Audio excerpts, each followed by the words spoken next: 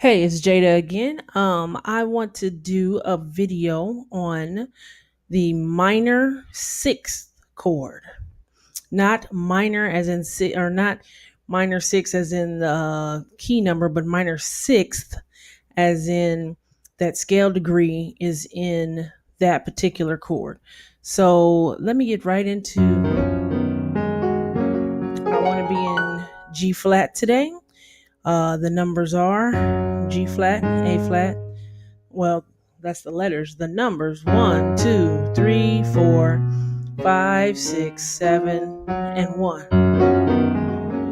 Right? So here we are. I want to use this chord on the 4. So I want to make now follow me here real quick. I want to make my 4 minor. Let me show you the chord.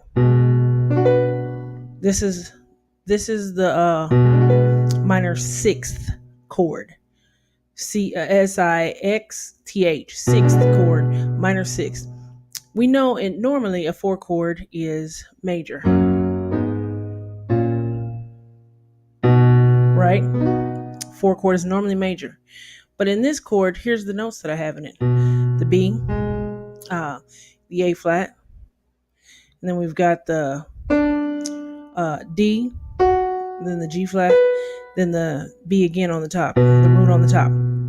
Now, obviously, if this was here, this would be a major sixth chord, but we have the D, which we know it's not in the key, but we're borrowing this chord. We're borrowing the minor chord, and then instead of putting a seventh in the chord, putting a sixth in the chord. So you can almost make the thought process. You can kind of think of it almost as functioning like a dominant, but obviously it's not a dominant chord. It's a minor sixth chord. It's rather versatile. And actually, I want to show you something else with this particular chord, but here it is in this position. Now, again, here we are. Sorry, 3, and then here's the 4. That's that chord. Now, let me show you something. We've talked about this chord before, but we didn't call it a minor sixth. We called it a half diminished seventh. And let me show you that, because if I had these notes right here, same notes that I just used, half diminished, or this is just diminished, the A flat, the B, and the D. Well, a fully diminished would be the F, but this is not fully diminished. It's half diminished. The seventh is not flatted to make it a fully diminished chord. Now, I talked about it in the 2 types of diminished chords video. So check that out if you want to see the difference of the half diminished and the fully diminished. But look at the notes. Now look at the chord I played. That was an A flat, B, D, and a G flat. Let me say them in the same order. A flat, B, D, and G flat. They're all there. So the minor sixth chord and the half diminished seventh chord are the exact same chord, different inversions. Why is that important? Because in places we want to give a dominant feel, this chord, because it has two, it technically does have the 2 names, but because it has that quality about it, we can use it in more than one place. So before I do anything, I just want people to see this chord. Now, where did I hear this chord, and why am I in G flat? I've been talking about Eddie Brown for a little bit now, and he used this chord in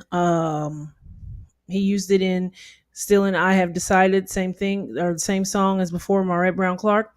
And what he did was he went from a half diminished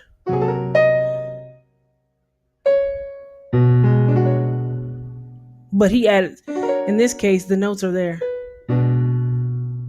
So I'm gonna play. This is what he did.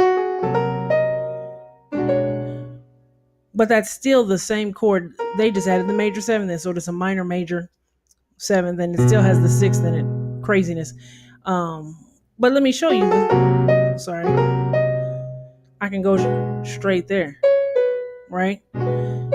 You've got to see where your suspensions are and recognize a chord at its heart, what it is.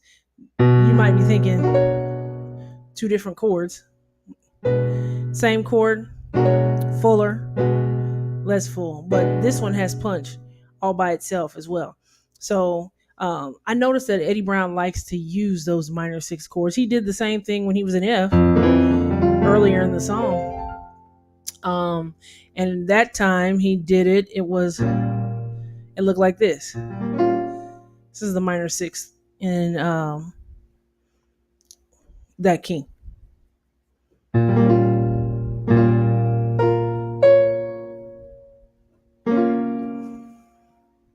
I've got the note that I'm using, and then the 6th instead of the 5 or the 7th, and then the minor note, and then I've got my 5 in there as well. So I could do it like that, but he used it like this in the key of F, right? So both of those are, and this, he used this on the 4 as well. The note 4. So he's borrowing a 6th chord. He's borrowing a minor chord from the parallel minor. If we were in F parallel minor or G flat parallel minor. Parallel meaning same start note. Not relative, as in this would be the relative. I'll probably do a video on that, making a little bit more sense in the future. But parallel minor, same root note. G flat major and G flat minor are parallel minors. And so in G flat minor, we talked about the minor number system as well. So hold on. 1, 2,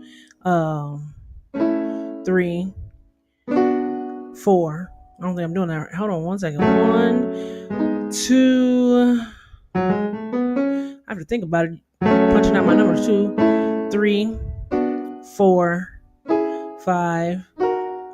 6, 7, and 1. Let me do that one more time. See, when you don't practice something, you just lose it really quick. I know it, but here we go. That's the 1, that's the 2, that's the 3, that's the 4, that's the 5, that's the 6. Is that right? That is not even right.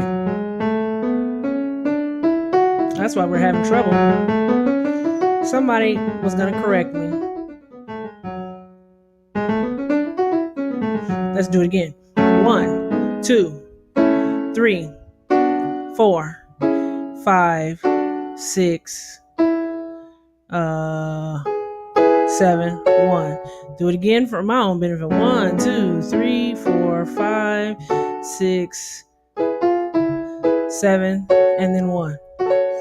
Looks like I need to be going over my own minor chords. If I was playing in the key, I would be thinking about this at all. I would know what's going on, but having to sit here and punch out root position voicings got me tied up in a loop there. So that would be the minor chords. Well, the 4. 1, 2, 3, 4. That's where we're going.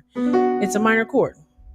Now, we took this chord, and instead of making it a dominant, when we borrow chords, it's not a secondary dominant.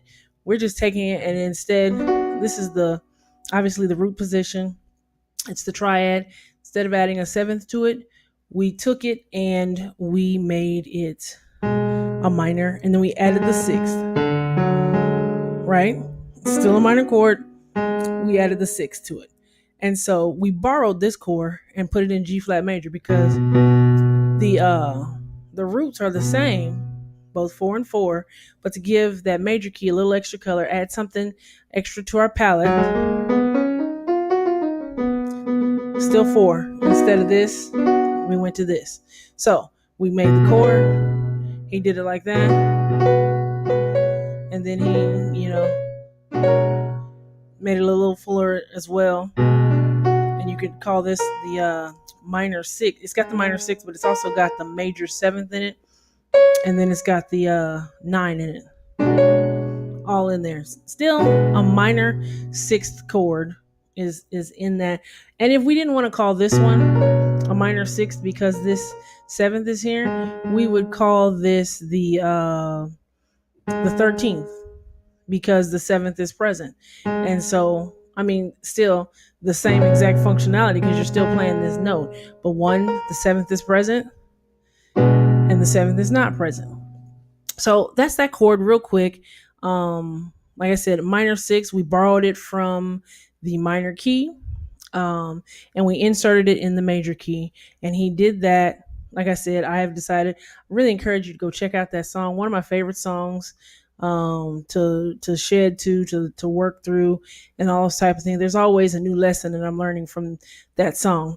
But as always, if you like this content or any of the other content on the channel, subscribe, like this video, comment, let me know how you use the minor sixth chord. Let me know you know how to make a minor scale and the chords in it. Since you saw I had to do that again, I have literally not done that in forever. But nevertheless, stuff like that shows you where you have to strengthen back up when you might know something, but if you don't do it, you might forget it in the moment. I leave that kind of stuff in my videos because often when we see other people playing, there's all kind of great people. They are awesome, phenomenal. But sometimes it seems inaccessible because it looks like they don't ever make mistakes. They probably do, but they're so good at covering them up that you think they don't even make them. So even when you know how to play proficiently, sometimes people make mistakes. You fix it. And if it's that bad, you go and you work it until you're not making a mistake. You know what I'm saying? Might need to run this a couple times my own self until it's back to being something that's stuck in my brain. Anyway, like I said, like the content, share it, let your friends know, all that kind of stuff. If you're looking for lessons or have additional questions, you can email me at jadaonpiano@gmail.com. You take care and you have a blessed day. Happy practicing.